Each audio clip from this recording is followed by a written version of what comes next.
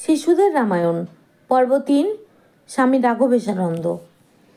পিতার আশীর্বাদ নিয়ে রাম ও লক্ষ্মণ বিশ্বামিত্রের সঙ্গে বনে যাত্রা করলেন।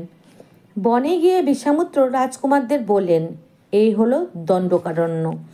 এখানেই তারকা নামে এক রাক্ষসী তার পুত্র মারীচকে নিয়ে বাস করে। রাক্ষসীর শক্তি 1000 হাতির সমান। তার ভয়ে কেউ এই বনে প্রবেশ করতে সাহস করে না। কেবল তুমিই তাকে বধ করতে পারো। রাম প্রথমে শ্রীলোককে বধ করতে একটু ইতস্তত করলেন, কিন্তু তার পিতা তাকে বিশ্বামিত্রের আদেশ পালন করতে বলেছিলেন। কাজেই তিনি দ্বিধা না করে ধনুকে টঙ্কার দিলেন। সেই টঙ্কারের শব্দ বনের মধ্যে ভীষণভাবে প্রতিধ্বনিত হলো, আর ভয়ে বন্যপ্রাণীরা যে যেদিকে পারল দৌড়ে পালাতে লাগলো। তারকাও সেই শব্দ শুনে প্রথমে চমকে উঠল, কিন্তু পরে তার খুব রাগ হলো। ভাবল, তাকে বিরক্ত করে এত সাহস কার?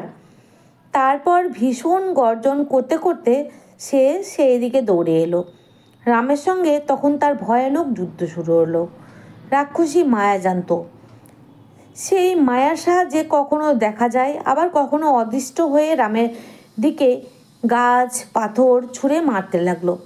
রাম বাণ দিয়ে সেগুলোকে কেটে খণ্ড খণ্ড করে দিতে লাগলেন। অবশেষে রাম এক ভয়ঙ্কর মৃত্যু বাণ ছুড়লেন। সেটা তারকার বুক বিদীর্ণ করল, আর সে মাটিতে পড়ে গিয়ে মারা গেল। বিশ্বামিত্র রামের যুদ্ধ দেখে তার উপর খুশি হলেন। ভাবলেন, তপস্যা করে তিনি যে সমস্ত দিব্যাস্ত্র পেয়েছেন সেগুলি রাম লক্ষ্মণকে উপহার দেবেন।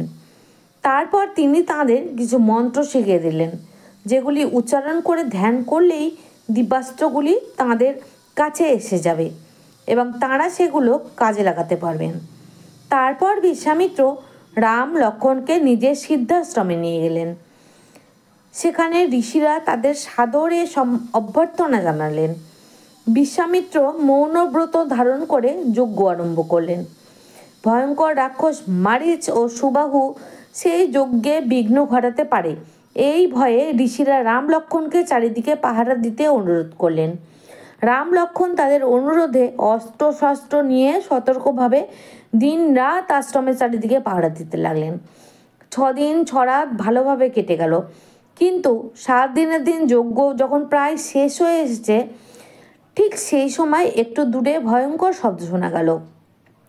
রাম লক্ষ্মণ তাকিয়ে দেখেন মারীচ ও সুবাহু তাদের বিরাট দলবল নিয়ে সমস্ত আকাশ ছেয়ে তাদের দিকে আসছে। রাম লক্ষ্মণ যুদ্ধের জন্য তৈরি হয়েই ছিলেন। রাক্ষসীরা যজ্ঞের আগুনে নোংরা জিনিস, রক্ত ইত্যাদি ঢেলে যজ্ঞ পণ্ড করে দেওয়ার চেষ্টা করতেই রাম নিঃশব্দে মন্ত্র উচ্চারণ ও ধ্যান করে নতুন পাওয়া অস্ত্রগুলি তাদের দিকে ছুটতে লাগলেন।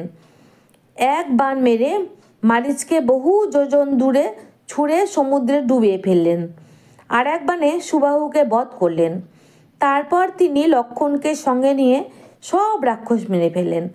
বিশ্বামিত্র নির্বিঘ্নে যজ্ঞ শেষ করতে পেরে খুবই আনন্দিত হয়ে রাম লক্ষ্মণকে আশীর্বাদ করলেন।